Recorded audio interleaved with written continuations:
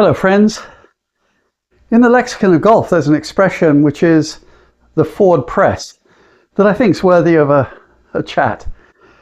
The forward press means a move that is accomplished at the beginning of every golf shot, and its purpose, I think, is to actually initiate the movement, because golf is started from a dead stop, and there are similar games like a pitcher at baseball or somebody getting ready to serve a tennis ball. And so they have their own little forward presses. You see the pitchers sort of push the glove down to their waist as a movement from which emerges the action of lifting the leg and then throwing. With the tennis player, you see them rock onto their back foot, lift their toe up, and then rock forward, lift the ball and go.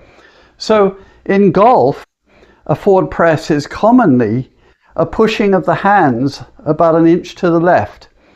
But it's not uniquely that. And in fact, the traditions of golf, particularly if you look back 100 years, had almost an invert press with the driver. So I'm thinking of George Duncan, who won the Open in 1920, if I recall correctly. With the driver particularly, he actually started the hands and the body before the club moved, so that the club was sort of left behind and was being dragged along like a heavy weight on a string.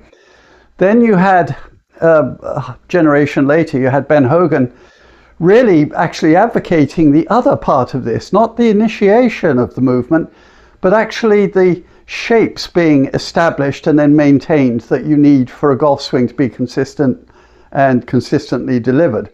And so he advocated that the muscles down the insides of the limbs be firm. And that was his equivalent. Now, Jack Nicklaus, a generation after him, did what he called a silent press, where he didn't actually move the hands, obviously, or any other part of him, but in fact just extended the arms, turned the ear, and tensed up the grip to the pressure he wanted. Now, slightly before him, there was Sam Snead, of course, who advocated a very light grip and did a very distinct forward press. And then, of course, a contemporary of Jack Nicklaus was Gary Player, who did a very obvious one, which was to kick his right knee in and then swing back, having also biased his left arm, because he advocated doing what Ben Hogan advocated, which is having the elbows looking at the hips. But he couldn't find it work, so he'd kick in the knee, turn the elbow, and then swing back. That was his forward press. Now back to Sam Snead. He had a very light grip, talked about a bird being held in the hand, firm enough that you wouldn't let it go, but not so firm as to harm it.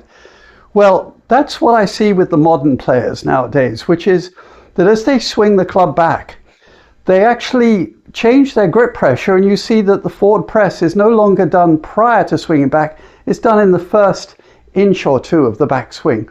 And I think it's a lot to do with that acquiring of the necessary pressure in the grip.